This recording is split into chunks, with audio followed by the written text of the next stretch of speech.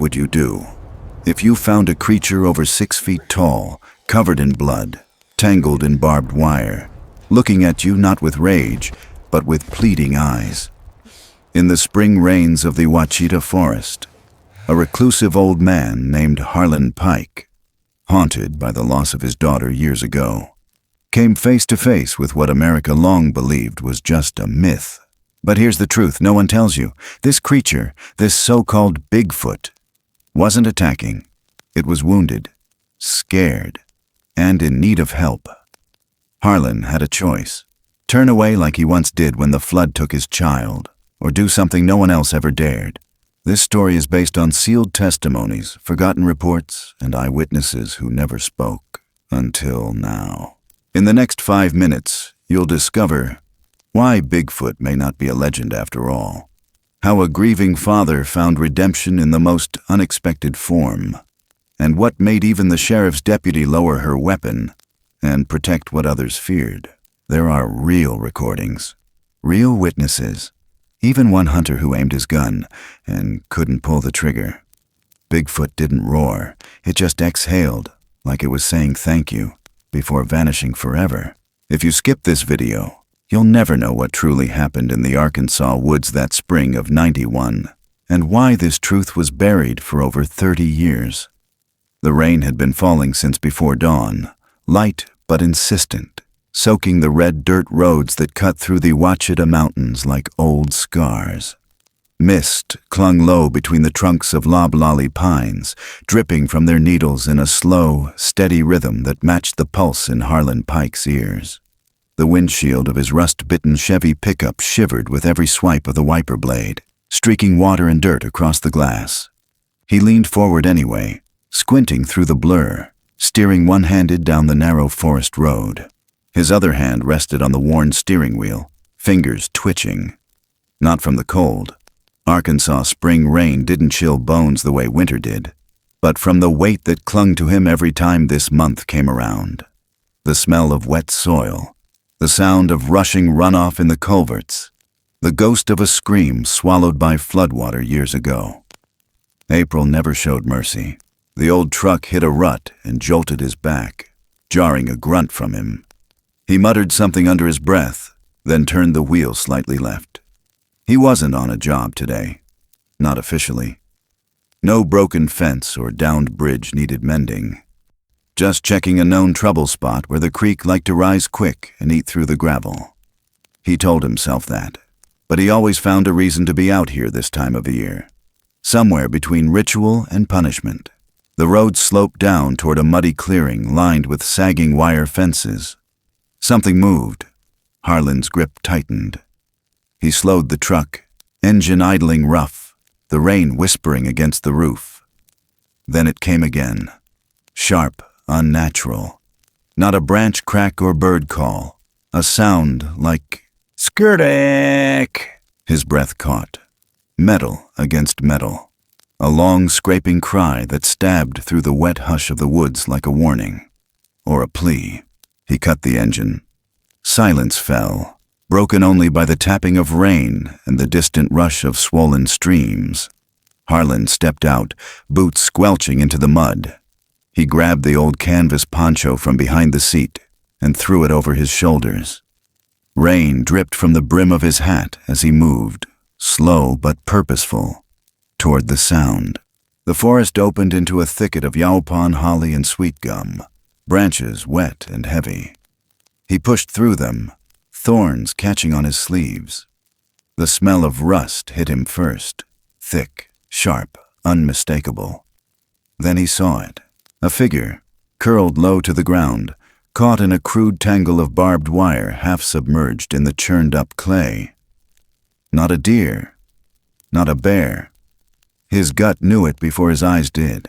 It was tall, 5, maybe 6 feet, broad through the shoulders, but hunched like it had been fighting for a long time and was finally giving in. Coarse, wet fur matted with blood. One leg twisted in a way that made Harlan's stomach knot. The wire wrapped tight around its thigh, its flank, its midsection, biting deep. And the eyes. God almighty, not beast eyes. not the glassy, absent look of a panicked animal. These eyes met his, full of pain, yes, but also something else, something human, or close enough to freeze him in place. The creature sucked in a breath, sharp and shallow. The sound of it, the desperation, the weight, rattled something loose inside him. He didn't move. Not yet. Just stood there, rain dripping from his nose, staring back. Then, from deeper in the woods, a shape. Harlan's head snapped up. There, halfway hidden behind a line of trees, almost camouflaged in the wet undergrowth, stood another one. Bigger, taller, immobile, watching. It didn't move, didn't growl. Just stood there, water running down its massive frame, eyes fixed on the scene in front of it. Not interfering, not charging, just bearing witness. Harlan's heartbeat thundered in his ears. He wanted to speak, to say something stupid like, "It's okay," or "I ain't here to hurt you." But the words stuck. They didn't belong in this moment. Instead, his body remembered what to do. The old rhythms. Not from training, but from loss. He backed away slowly, palms open, toward the truck. His boots sank deeper with each step, the mud clutching at his heels. The back of the truck creaked as he opened the toolbox. Fingers fumbled past wrenches and bolts until they found the familiar weight of the rusted bolt cutters. Same ones he'd used on old fence jobs. Same ones he hadn't touched since last spring. When he returned, the smaller figure had collapsed into a slump. Breathing, barely. Blood soaked into the mud beneath it, mixing with rainwater into something dark and slick. He approached slowly, cutters in one hand, the other raised in a show of peace. The older one hadn't moved, still watching, still waiting. Harlan crouched. The wire had dug in deep. One wrong move and he could make it worse. He hesitated, hands hovering, until the creature turned its face slightly, exposing the twisted mess around its leg. An invitation. He took it. The first snip let loose a strand that curled back like a live snake. The creature jerked, let out a strangled guttural growl, but didn't lash out. He kept working, cut by cut. Every squeeze of the cutters echoed with the scream of something deeper. The second snip brought a flash. Years ago, water roaring through the valley, a little girl's scream carried downstream. He blinked hard, refocused. Another wire gone, another tremor through the creature's body. It didn't fight, didn't bite, only trembled, closed its eyes, endured. He reached the one wrapped around its middle, crusted with dried blood. The fur was sticky, warm under the rain. He braced himself. Snip. A jolt. A sharp cry, more human than he expected. The creature's hands clenched, one of them brushing his boot. He didn't flinch, just kept going. Then came a shuffle behind him. A stick crack. He turned, cutters raised. A teenage boy stood frozen on the trail, eyes wide. Sam Whitlow, the neighbor kid. "Don't," Harlan rasped. But Sam was already backing away, pale, trembling. He turned and bolted, crashing through the brush, footsteps slapping mud. Harlan swore under his breath, then turned back. The large one had moved, closer now, still silent. But now its massive frame stood just behind the wounded one, arms low, body relaxed. Not a threat. Its presence felt like something ancient, like a sentinel. It looked at Harlan, didn't blink, then shifted a few inches, positioning itself to block the worst of the rain from falling onto the smaller one. Harlan felt something catch in his throat. Permission. Or trust. He worked faster. Barbs loosened, muscles slackened. Finally, the last wire snapped free. The creature crumpled forward, too weak to stand, body hitting the mud with a thud that made Harlan wince. He reached out instinctively, hands beneath its shoulders, trying to keep its face from the muck. It didn't resist, didn't even look at him. The older one stepped closer again, close enough that Harlan could hear its breathing, deep even. He didn't move. For a second, they just stood there, man and beast, soaked in rain, knee-deep in red mud, bound not by understanding, but by something more primal. He took off his poncho and laid it over the smaller figure. The large one didn't stop him. As Harlan knelt in the dirt, rain dripping from his lashes, the bolt cutters fell from his hand and landed with a soft thump beside them. He didn't notice. He was still staring at those eyes, the ones that hadn't left him since the moment he first saw them. And somewhere, under the weight of it all, a thought whispered through the back of his mind. This time, he wouldn't fail to pull someone out. Not again. Not this time. The rain kept falling. But for the first time in years, Harlan Pike stayed exactly where he was. Not to mourn, but to save. And in the trees, the sentinel watched in silence. The rusted bolt cutters slipped in Harlan's grip as he stepped around the prone figure, mud sucking at his boots with every shift of weight. Rain slid down the side of his neck, cold against the back of his collar. He adjusted the cutters in his calloused hands, wiped the metal grip with the sleeve of his soaked flannel, and crouched low again, eyes never leaving the mess of barbed wire that still bit into the creature's rib cage and upper leg. The cut strands curled like snakes, glistening wet and red where fur and flesh had been torn open. The creature's breathing came shallow, rasping but steady, its body trembling not with fear, not anymore, but with pain held down tight beneath some invisible restraint. Harlan exhaled slow. His knees ached against the soggy ground, but he stayed low, one hand flat in the muck for balance, the other guiding the cutters to the next wire. He hesitated a beat, just one, before clamping down. The steel snapped with a dull crunch, and the creature flinched hard, a rumble of pain rising from its throat. But it didn't lash out, didn't even lift its arms. It just turned its head slightly and closed its eyes. That small gesture, head bowed, eyes shut, hit Harlan like a boot to the chest. Not submission, not defeat, acceptance, a kind of trust. He remembered a scream. Not this one, another. Years ago, higher pitched, human, water roaring like a freight train behind it, and his own arms not fast enough. He blinked hard, jaw tightening, then shifted to the side, crawling toward the creature's left flank. The wire there had dug in deep beneath the soaked fur, pressing into what looked like a rib. Blood mixed with rainwater into thick black streaks that ran down its side. He reached for it, careful, slow. The bolt cutters hovered over the knot. "I'm gonna get this one," he murmured, barely louder than the rain. The creature didn't move, not even a twitch. He adjusted his grip, squeezed, another crunch, another tremble. But the creature stayed still. He kept working, every movement deliberate.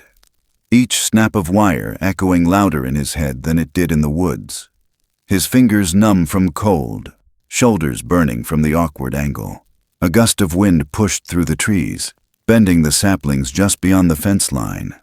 He looked up briefly, instinct more than curiosity. The tall figure from before hadn't left.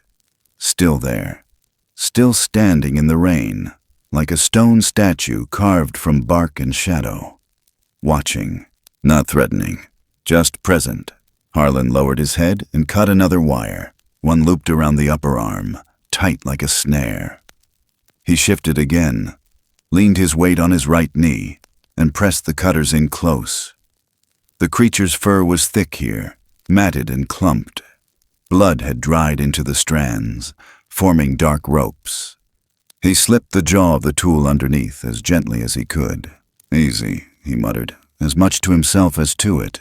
The metal gave way with another crunch. The creature jolted, a sharp breath escaping through bared teeth. Not a growl this time, not a warning. More like a sob forced through grit. Harlan froze. The sound stuck to his ribs. He looked up again, just for a second. The eyes of the larger figure hadn't moved, still locked on him, still unreadable. He turned back to the final strand. The last loop dug deep into the creature's thigh, where the muscle had swollen around the wire, flesh puffed and bruised, fur shaved clean from the tension. That one would be bad. He knew it already. He shifted positions again, knees slipping in the mud, hands soaked, dirt caked beneath his nails. He took a long breath through his nose, then reached forward with the cutters, slid the jaw beneath the wire, braced himself, and squeezed. The snap was louder this time.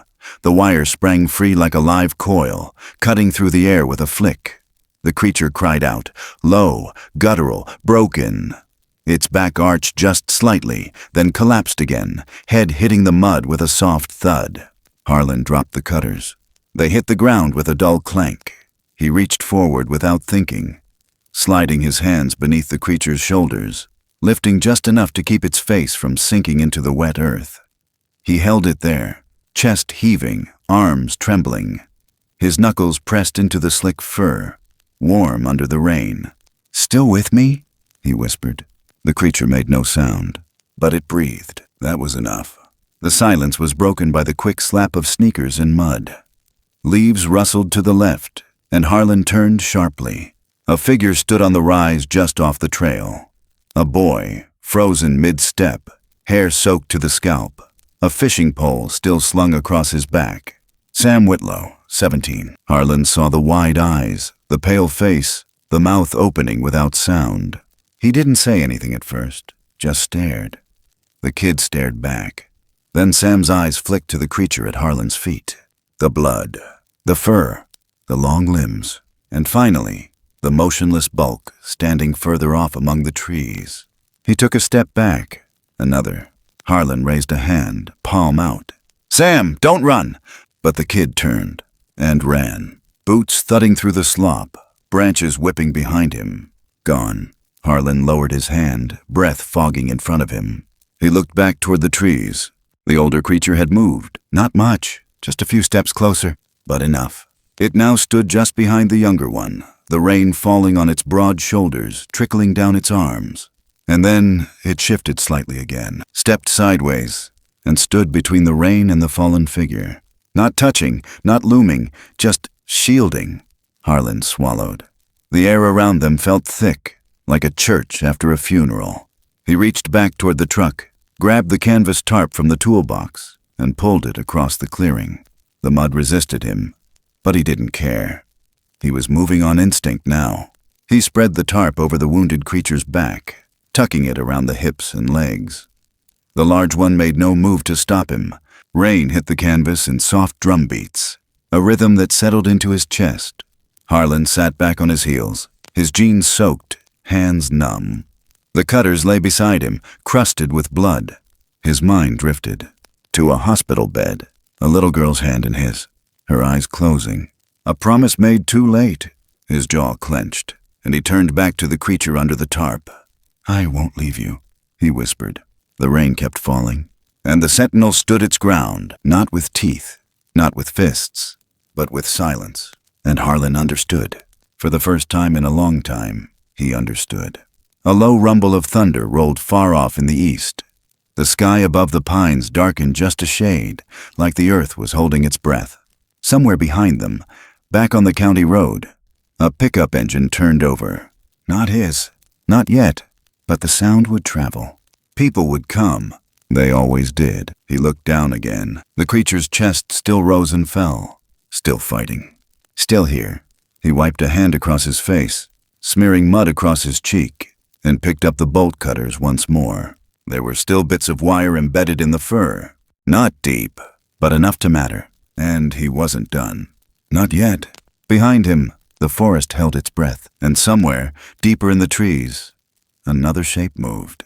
Not closer, just there, waiting, and the rain didn't stop. The rain had eased into a light drizzle, barely enough to make sound on the tarp draped across the young creature's back. But the air still clung wet and heavy, laced with iron and sap. Harlan knelt low in the churned earth, one hand steady on the creature's shoulder, the other resting on his knee, breath fogging in the cool breath of spring. The barbed wire lay scattered like shed snake skins, curled and slick in the mud, their threat finally neutralized. But the damage was done. The creature, still only half-conscious, quivered with each shallow breath, limbs limp, muscles twitching from strain. He had no idea what its limit was, how long it could hold on, or if he'd already been too late. The eyes, earlier brimming with something close to comprehension, were now lidded, dulled by blood loss and exhaustion. But it was still breathing, and Harlan wasn't leaving it. He started to shift, to find a better grip beneath its arms, to see if it could be lifted without making the pain worse. That's when the sound came. A rustle, low, brushed, then a scrape. He froze, lifted his head, just beyond the clearing's edge. From the patch of dense yaupon undergrowth, something watched. Two of them, low to the ground, stalking slow. Cougars, not full grown, but big enough. Their hides slick from the rain, tails flicking low, pupils round and black in the dim light. They had smelled the blood. They'd followed the sound. They knew what they were looking at. Predators didn't need to snarl to be terrifying. They simply stared, their yellow eyes, sharp as broken glass, locked onto the limp figure at Harlan's feet. Then, one step forward, slow, silent. The other mirrored it. Harlan's body tensed. His hands went to his belt, fingers fumbling over the soaked leather, finding the folding knife he kept for fence work. It wasn't much. Not for mountain cats, but it was something. He stood, slow and wide, planting himself between the creature and the cougars, mud sucking at his boots, knife glinting dull in his grip. He didn't speak, didn't yell. The rain muted everything but breath and instinct. The cats moved again, circling. One veered left, the other creeping along the right, trying to flank. Their paws sank silent into the mud, their tails twitching now, ears pricked forward. Harlan took a step forward, his voice low, steady. "Not today," he muttered. The wind shifted behind him, and a sound broke through the wet hush. A roar. Not loud, not full-throated, but guttural, broken, hoarse. From behind him, the creature stirred. It had risen to one elbow, one leg dragging in the mud, the other half bent beneath it. Its mouth opened, exposing no fangs, no teeth of terror, but a cry spilled out anyway, like the wrench of metal torn in two. It was enough. The cougars stopped, only for a beat. Then, a crack in the trees, a shape moved, fast. Thunder without lightning. The older one, massive, sudden, almost too fast for its size, charged from the trees like a freight train in fog. The ground shook. The cougars spun. One darted. The other hesitated a second too long. It didn't touch them. Didn't have to. The size alone was enough. The roar that followed wasn't broken like the youngers. It was full, sharp, primal. Echoed off the trunks. Stirred birds from the canopy above. The cats fled. Not slinking, running. Vanished back into the tree line like ghosts chased off by something older than fear.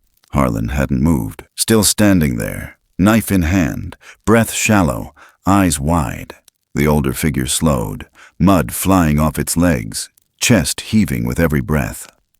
It looked at him, eyes not wild but aware, something smoldering behind them.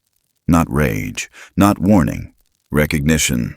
It moved to the younger, crouched low, one arm bracing it.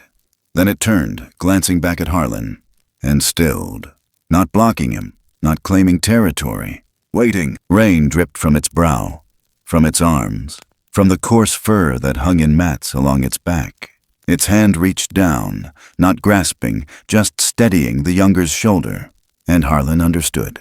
It was letting him stay. He stepped back, just slightly, then dropped to his knees.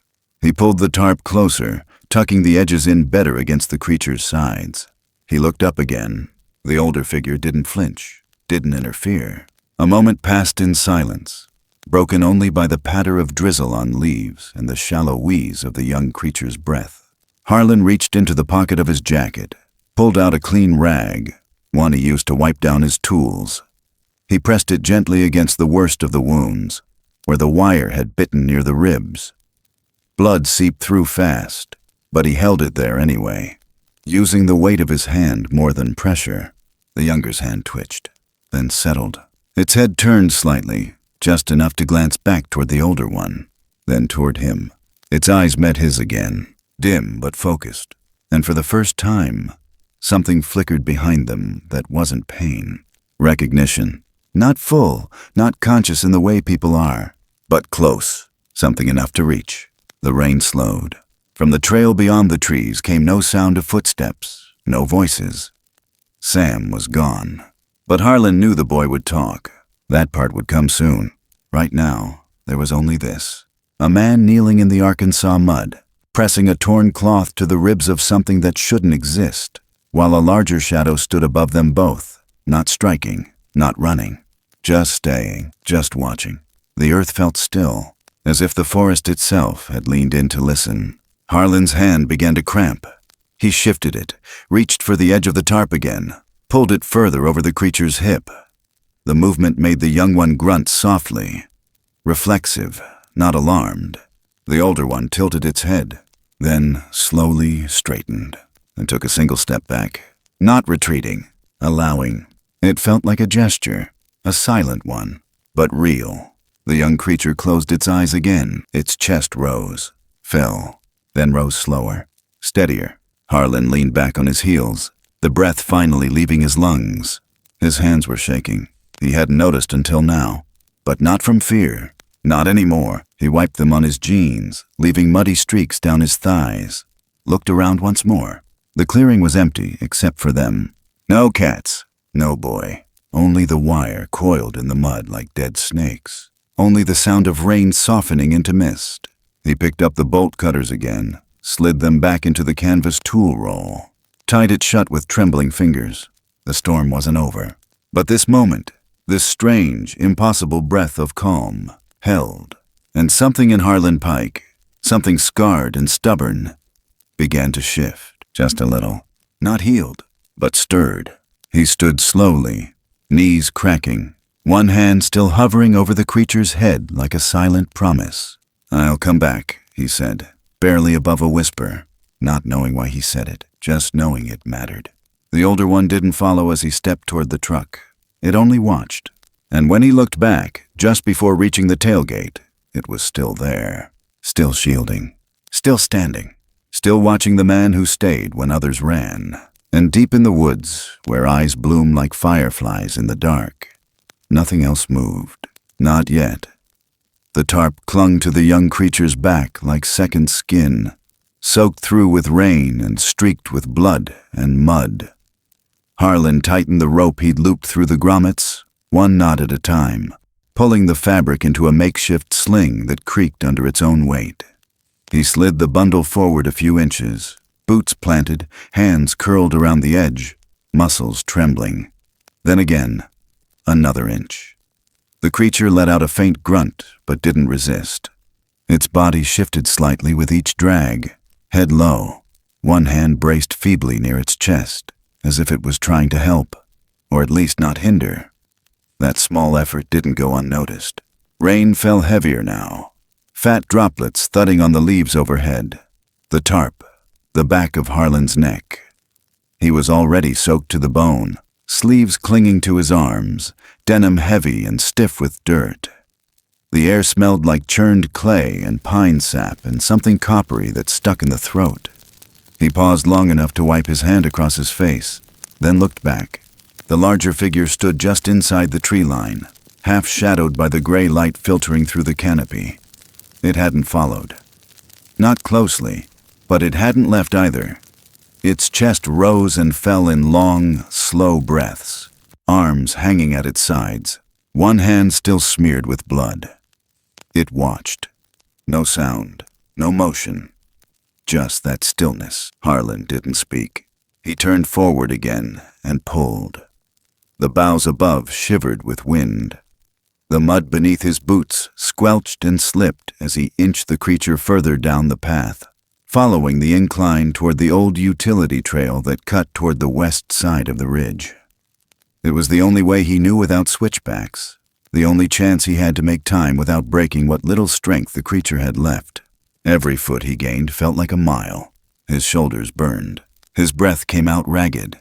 He remembered carrying his daughter once, before the flood, before the hospital. She'd been feverish, wrapped in a blanket too big for her little frame.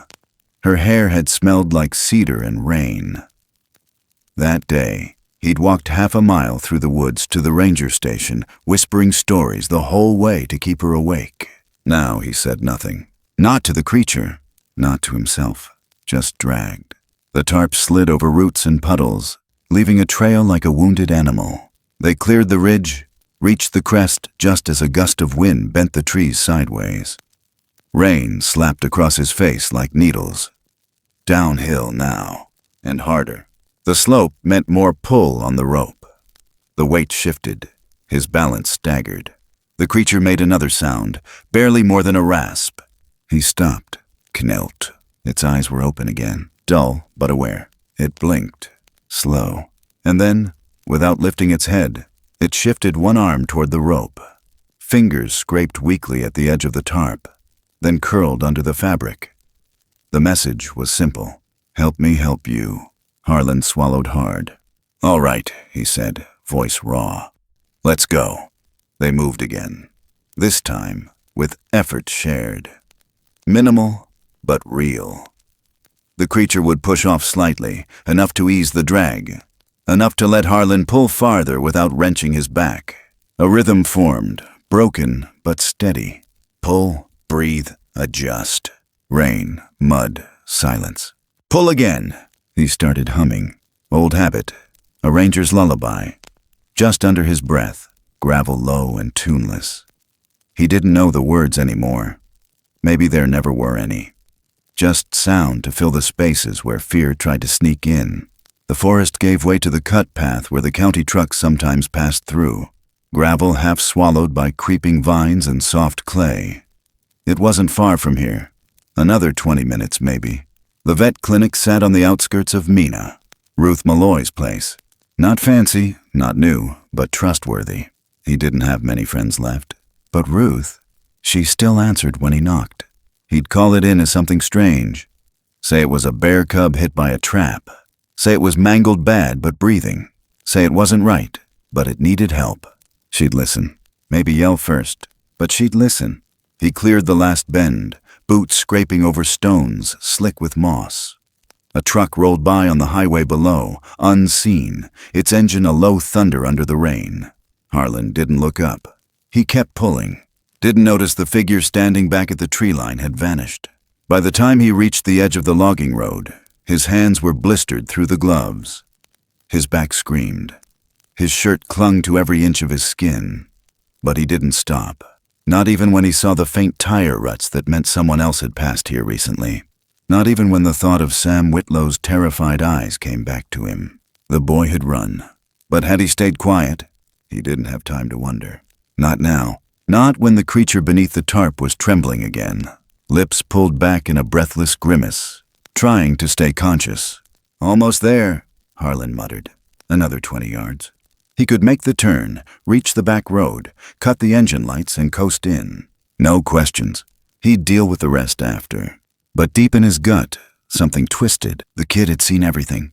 And kids didn't keep stories to themselves. Especially not the ones they didn't understand. Somewhere out past the ridges, news would start to ripple. And the wrong ears would hear. He couldn't stop that now. But he could get this creature to Ruth. He could keep it alive. They reached the tree line again, an old deer trail he knew by heart. One last drag across wet leaves and gravel, one more bend to the right. The canopy opened slightly here, enough to see the sky's bruised underside.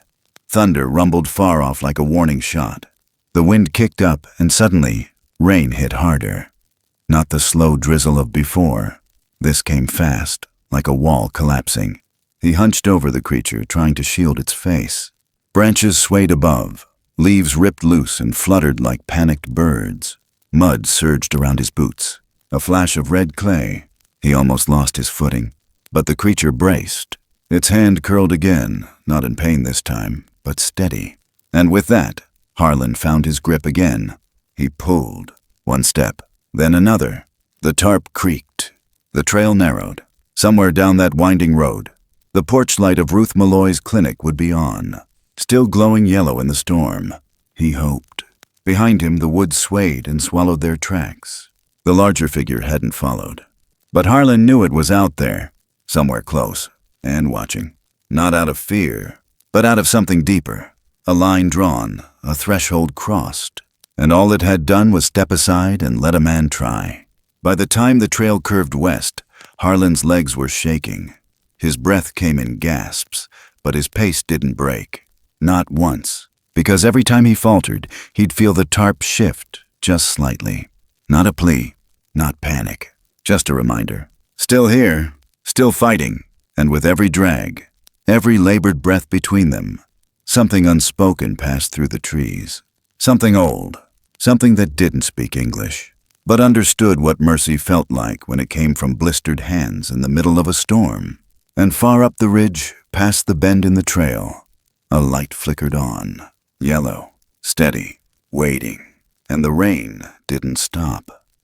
Under the dim yellow porch light, the clinic looked like it always had, small, weather-worn, half swallowed by vines that never stopped creeping up the siding no matter how many times Ruth hacked them down. The screen door creaked open just as Harlan pulled the tarp's corner past the gravel lip. Rain still clung to his jacket and lashes. His arms shook with effort. The creature didn't stir. Ruth stood barefoot in the doorway, her gray hair damp and tangled, a stethoscope still hanging around her neck, lips parted like she was about to speak, but couldn't. Her eyes dropped to the tarp. Harlan met them. "I need your help." She didn't move, didn't ask what it was, didn't blink, only stared at the blood-soaked canvas bundled tight around a shape too long to be a dog, too wide in the shoulder, too human. He knew what she saw, and she knew he knew. But instead of questions, she stepped aside. "Bring it in." Inside, the clinic smelled like iodine and cedar shavings, same as it had 20 years ago when Harlan brought in a stray beagle hit by a logging truck. Nothing much had changed. White tile scuffed with time, old cabinet drawers that stuck halfway out, paper charts clipped to metal hooks. The only new thing was the silence. No radio playing in the back, no nervous laughter, just the hum of fluorescent light and the sound of water dripping from Harlan's sleeves onto the floor. He dragged the creature onto the exam table. It sagged in the middle under the weight. Ruth didn't flinch. She moved like a woman who'd once stitched a wolf's rib cage back together after a bear attack, like someone whose hands had seen worse than this. But her breath caught when she peeled back the tarp. For a moment, everything stopped. The fur, matted and dark with blood. The long limbs. The chest rising and falling, barely. The eyelids twitching at the sudden light. Ruth stepped back, one hand on the counter. My God. She wasn't asking. She was remembering. A delivery gone wrong. A heartbeat lost. A woman bleeding out on a metal table while her husband screamed in the hallway. She pressed her hand against her sternum, just once, then straightened. "Get me towels, gauze, the blue saline. It's in the back drawer next to the suture kits." Harlan moved without a word. The creature winced as she touched its side. The muscle around the ribs fluttered like a bird's wing. "No anesthesia," she muttered. "Can't risk it, not without knowing what the hell this is." She worked fast, gloves on, eyes narrowed, every cut cleaned, every puncture packed. She didn't speak again for 15 minutes. Harlan stood beside her the whole time, not moving, one hand braced near the creature's wrist, his calloused knuckles resting just close enough to feel its pulse. He didn't know why he kept it there, only that it mattered. Its breath stuttered, caught, then rose again. When Ruth finally spoke, her voice was low. "You said it was injured." "It was." "Was?" He looked at her. "I found it caught in wire." She didn't ask what kind of wire. She'd seen enough torn muscle to know it wasn't fencing. She paused, then bent lower, fingers pressing gently around the leg. "This bone's cracked. Tibia, maybe fibula. Can't be sure until I feel the edges." The creature moaned softly. Ruth's eyes flicked to its face. She froze. The eyes weren't closed anymore. They were open, and staring right at her. She didn't flinch, just stared back. The breath between them felt too loud. Then the creature blinked, slow, almost tired, then let its head drop against the table. Ruth looked at Harlan, and for the first time, something in her face cracked. Not fear, not shock, something more like sorrow. "I'm going to need help setting the brake." He stepped closer. Together they moved its leg, wrapped the splint, tied the gauze. The creature didn't fight. It shuddered once, deep in its chest, then lay still again. When it was done, Ruth stood back, arms folded, staring at the thing on her table like it might vanish the moment she turned away. "You're not telling me everything." "No." "And I'm not asking." "No." She moved toward the sink, peeled off her gloves. "You know they're going to come looking." "Yeah." She turned off the faucet, dried her hands. "I can buy you time." He nodded. Neither said who they meant by they. They didn't need to. Behind them, the creature let out a slow, rattling breath. Harlan looked down. Its arm had shifted. The large hand now rested inches from his. He didn't pull away. Ruth moved to the hallway, pulled the curtain closed. The room dimmed. Only the yellow glow from the desk lamp remained. Rain tapped the windows. Somewhere in the distance, a car door slammed. A voice murmured on the radio in Ruth's back office. Then something changed. A presence. Another set of eyes. Deputy Ada Crowell, standing by the front desk, rain dripping from her brown Stetson, dark curls clinging to her collar, one hand resting on the butt of her service weapon. "I got a call," she said softly. Ruth turned. "About what?" "Something strange. Wildlife report. Heard there was a wounded animal brought in." Ruth hesitated, then stepped forward. "Dog," she said flatly. "Old coonhound. Got himself tangled in some fence off County Road 19. Ada's jaw worked like she didn't buy it. She didn't move. "Mind if I take a look?" Ruth stepped into the doorway.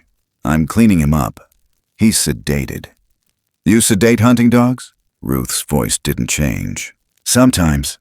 The silence pressed in. Ada reached up and turned the knob on her shoulder radio. Static crackled. She said nothing, then clicked it once more. Left it on. Harlan felt his stomach tighten. Ada looked around, then fixed her eyes on him.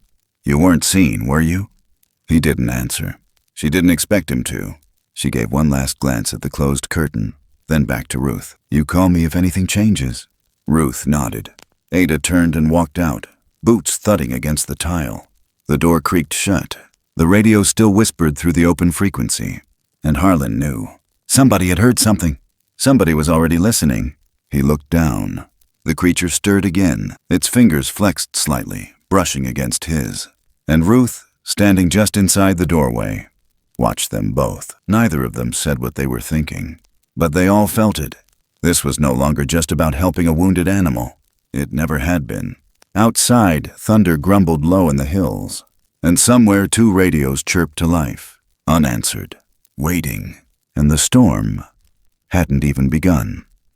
The diner lights glowed dim behind fogged windows, throwing a dull yellow haze onto the wet asphalt out front. Inside, forks scraped across chipped porcelain, coffee steamed in worn mugs, and a radio murmured low behind the counter, somewhere between country music and static. But it wasn't the song that had people listening. It was the whispers, the kind that traveled quicker than wildfire and didn't need facts to take root. 2 old-timers in Carhartt jackets leaned in over their grits, talking low about a thing caught out in the woods. Said it wasn't quite a bear. Said somebody saw blood. Said the wildlife boys were poking around more than usual. The cook chimed in from the pass-through, something about a deputy asking weird questions. Someone else swore they saw tire tracks near a trail that hadn't been used in years. And in the far back booth, where the light barely reached and the coffee always sat half drunk, a group of men in camo watched and listened without blinking. Not hunters exactly. Not the good kind.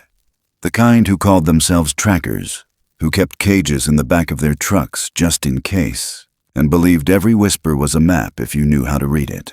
Meanwhile, the clinic sat quiet. Too quiet.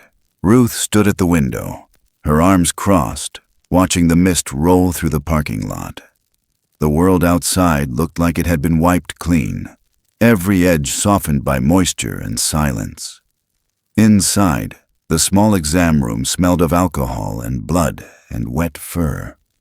Harlan sat beside the table, hand resting near the creature's elbow, not touching, just there. The breathing had steadied again, but then, just after dusk, when the wind shifted and the smell of pine deepened, Ada showed up. She didn't knock, just opened the door and stepped inside like she'd been expected. Her eyes flicked to Ruth. Then, to Harlan, then passed them both to the closed curtain behind the exam room. She didn't ask what lay beyond it. She didn't need to. The weight in the air was enough. "I heard chatter," she said quietly. "A couple of guys talking too loud near the gas station. Word spreading." Harlan nodded. "Something about a wounded bear. But it ain't a bear they're looking for." "No," Ruth answered. Ada took off her hat, shook off the damp. Her gaze sharpened. "They'll come sniffing soon, and if they see that thing—" "They won't," Ruth said. Ada glanced toward the table. "Because we're moving it?" "Tonight," Harlan said. Ada stared at him for a long moment, then looked down at the portable radio clipped to her shoulder. Slowly, deliberately, she turned the dial. The speaker crackled, and through the haze of static came a voice. "Unit 4, we've got a signal on Channel 9. Repeat coordinates near the southern bypass. Possible animal injury, unknown source. Wildlife office confirming pursuit." Ada didn't flinch, didn't answer, just clicked the radio off. That silence hit harder than any warning. Ruth turned toward Harlan.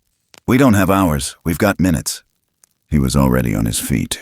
In the next room, the creature stirred again. Its arms shifted on the blanket, fingers curling in and out like it was trying to hold on to something that wasn't there. And then, the breathing stopped. Ruth moved first. "Harlan, help me roll it." The table shifted.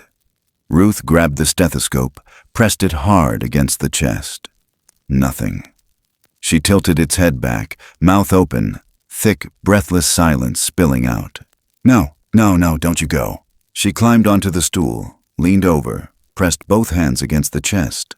Harlan stood frozen, then snapped into motion, pulled the oxygen line forward, adjusted the regulator. Ruth started compressions. "Count it," she said, her voice tight. "Count with me. 1, 2, 3. The chest dipped beneath her palms. 4, 5, 6. Harlan leaned in, pinched the nostrils, mouth over mouth, slow breath in. Back again. 7, 8, 9. The table rocked beneath their rhythm. 10, 11. And then a shudder, a cough, wet and ragged. Ruth pulled back fast, eyes wide. The creature gasped, whole body seizing once, then settled again. Chest rising, still weak, but breathing. Nobody moved for a full 30 seconds. Then Ruth stepped back, hands shaking. Harlan sat down, exhaled like he'd been punched. Ada, standing in the doorway, didn't say anything. Just let her hand fall from her holster. Ruth finally broke the silence. "They heard that," she whispered. "If they're near, they heard it." And somewhere they had. 2 men in an F-150 had parked on a rise near the old power lines, listening on a rigged frequency. One of them turned to the other. "That wasn't no bear." The driver nodded. "You get the coordinates?" "Yeah." "Then let's go." They weren't the only ones. Across the county, 3 other trucks turned off their engines and rolled down the ridge, tires quiet over moss and leaf rot. Inside the clinic, Ruth paced. "We can't wait until morning." Harlan stood. "I'll drive." Ruth nodded. "I'll ride in the back," Ada said. Harlan looked at her. She didn't blink. "You'll need someone who knows how to talk to the wrong people, and someone to lie without stuttering." He nodded once. "Let's go." They wrapped the creature again. This time tighter, blankets, canvas, then a tarp. Ruth added a single drip line and packed syringes into a soft kit. Ada checked her pistol.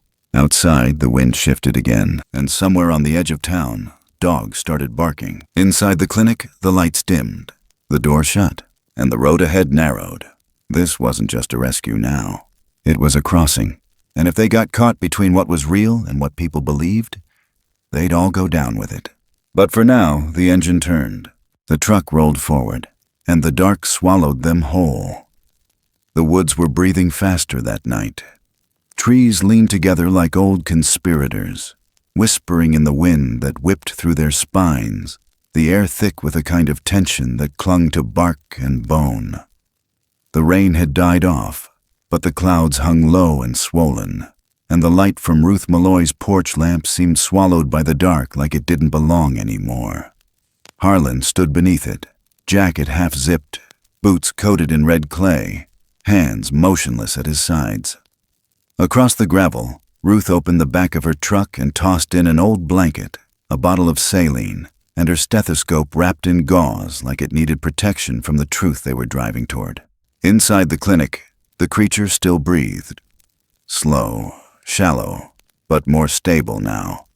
It had slept through most of the day, eyes shut tight even as its chest rose like someone gently lifting a curtain and letting it fall again.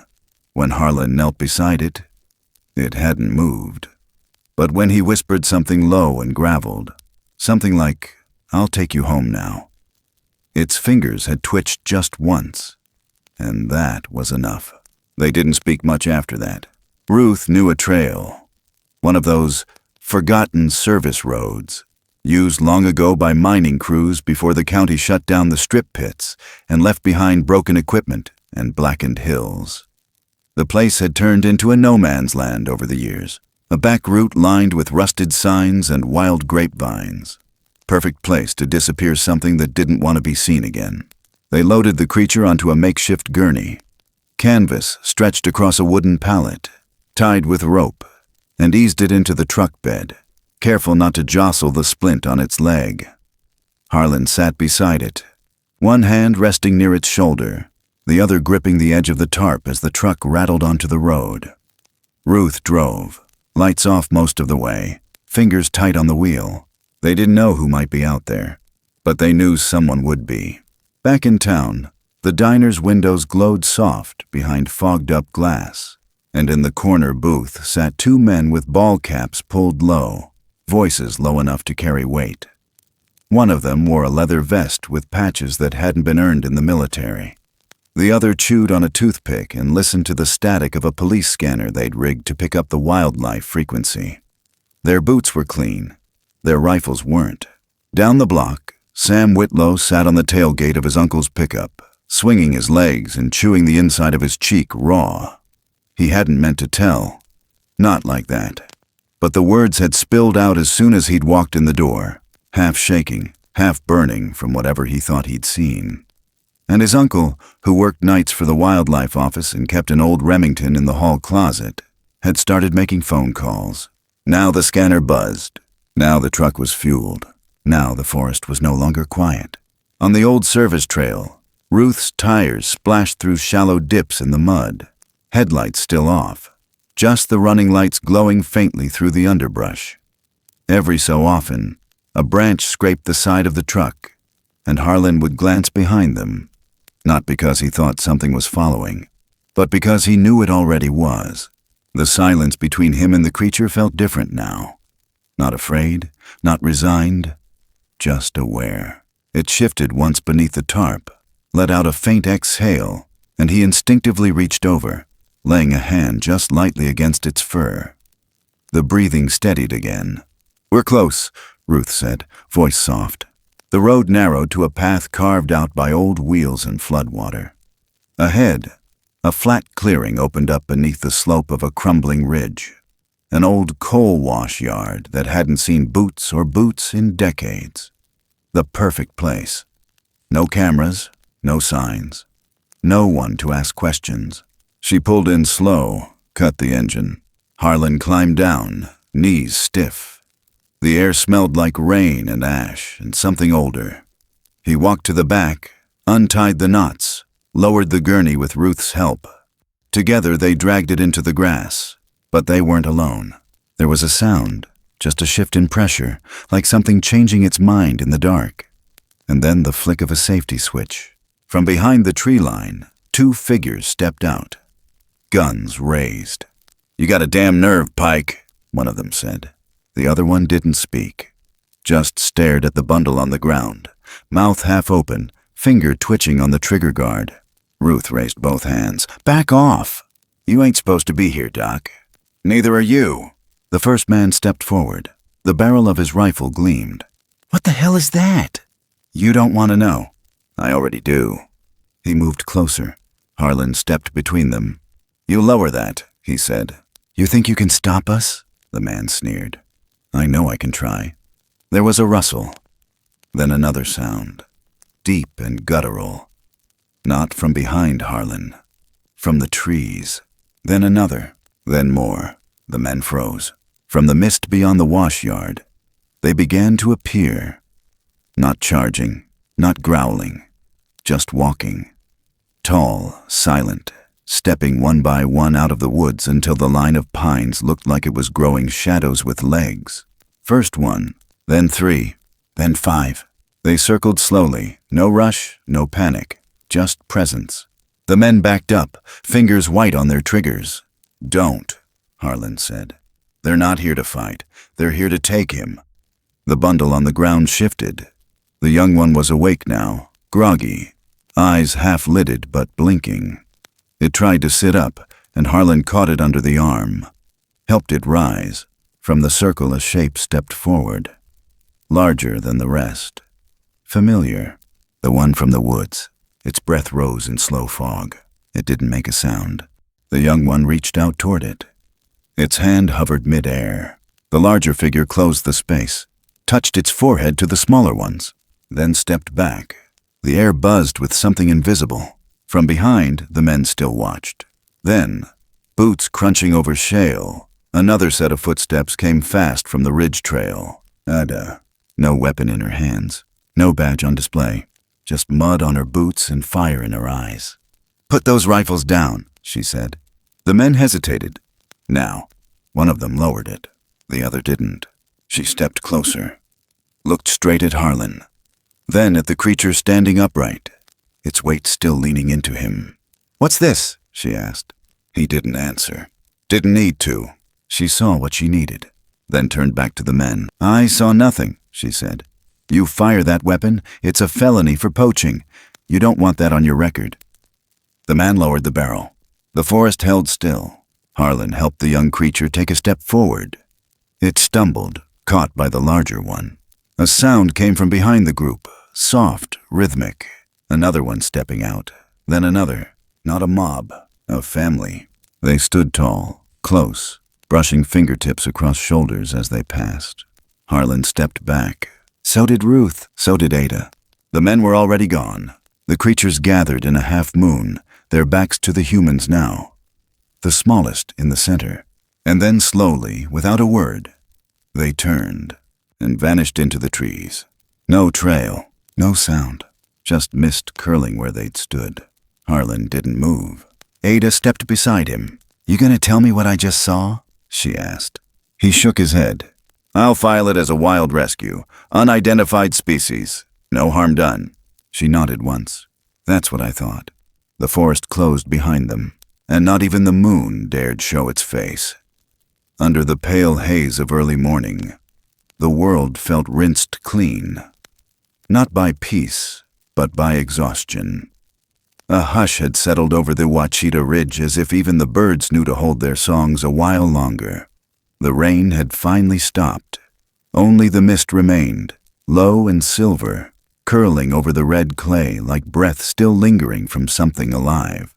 Harlan stood at the edge of the clearing, mud dried in long streaks down his sleeves. The brim of his hat pulled low to keep the dew from falling into his eyes. His body ached in places he hadn't remembered for years, but he didn't shift, didn't speak. He just watched them. The family of giants moved slow across the field, not in a line, but in a loose, wordless rhythm. Shoulders brushing, heads turning at the same pace, arms hovering near the smallest one in the center. The young one walked upright now. Limping, yes, still favoring the leg, but walking, and not alone. Each step it took, the others adjusted. A small hand grazed fur for balance. One of the elders, maybe the mother, maybe not, held close but never clutched. Their pace matched its weakness, not from duty, but from some shared memory none of them would ever put into words. Harlan felt his throat tighten. The young one paused once before they reached the tree line. It turned its head, not fully, not enough to break stride, but just enough to see him. Its eyes were clearer than before, not grateful, not frightened, just full of breath, of memory, of something unspoken and ancient that now lived in both of them. And then, from its chest, a short, heavy exhale, not loud, not drawn out, Just 3 short puffs of air through its nose, and gone. Not into shadow, not into myth, just into the trees. Branches closed behind them with no rustle, no fanfare, and the mist, like a slow exhale from the forest floor, folded in after them. Harlan didn't move. Didn't need to. They were gone, and yet they weren't. The quiet left behind wasn't empty. He turned slowly toward the truck.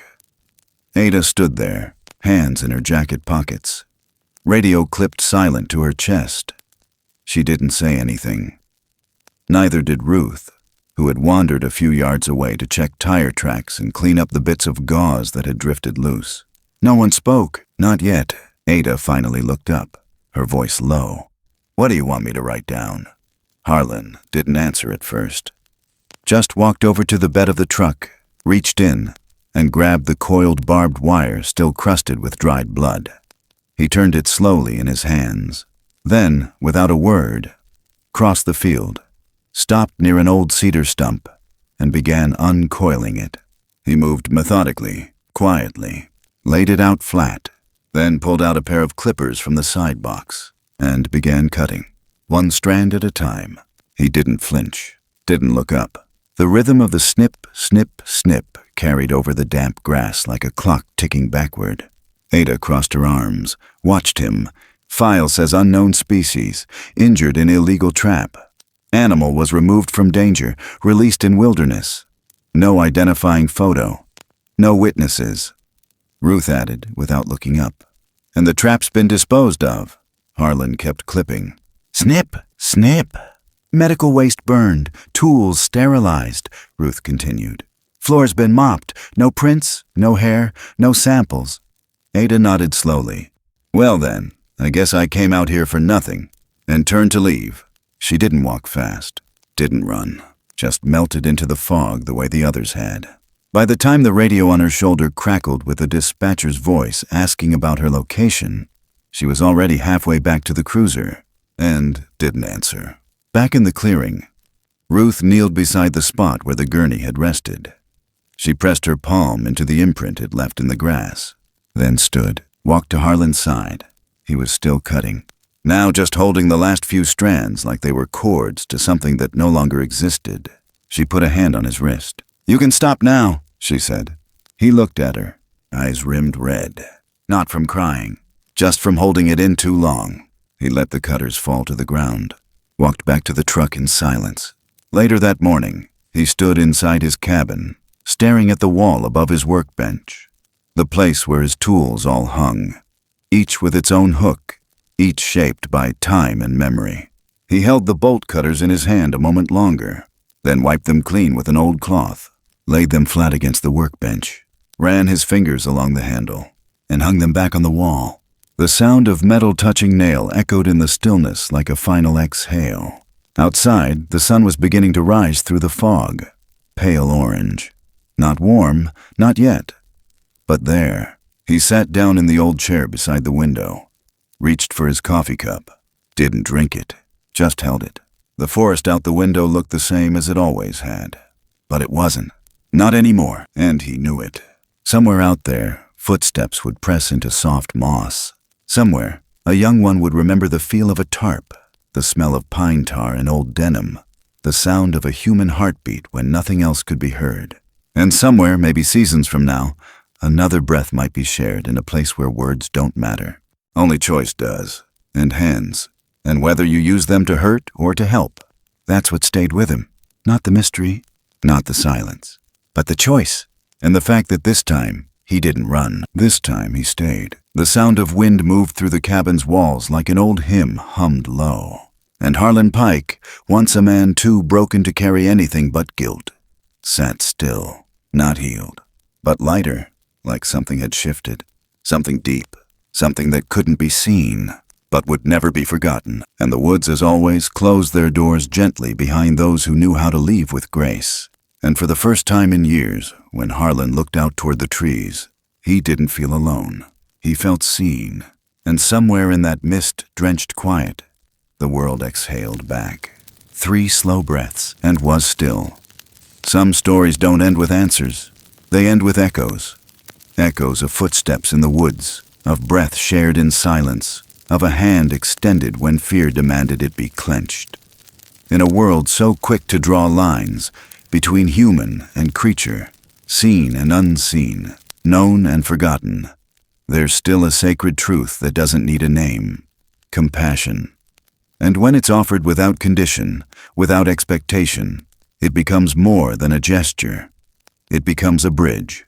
What we do in the quiet moments, when no one's watching, when the cameras are off, when we think it doesn't matter, reveals who we really are. Not our past, not the weight we carry, but the choice we make in the moments someone else needs us most. Sometimes the greatest strength doesn't roar. It kneels in the mud. It listens. It lets go. And sometimes the deepest healing doesn't come from fixing what's broken, but from standing beside it long enough to remind it it's not alone. There are places in this world where the wild still watches, where the line between myth and memory is paper thin. You won't find them on any map. You'll find them when you stop looking for proof and start listening for meaning. When you stop asking, "What is it?" and start wondering, "What does it need?" And in those moments, when the woods hold their breath and the rain hangs quiet in the branches, we remember something old, something buried beneath the noise of everyday life. That mercy costs nothing, but it changes everything. Thank you for walking with us through this journey. If this story moved you, if it made you pause, or if it reminded you of something you thought you'd forgotten, please take a moment to share your thoughts in the comments. We read every one. And if you believe there's still room in this world for kindness, for wonder, for stories that don't just scare, but heal, consider subscribing and joining us again. There are more woods to walk, more truths to uncover, and sometimes something out there might just be listening back. Until next time, take care of each other and listen for the quiet. It always has something to say.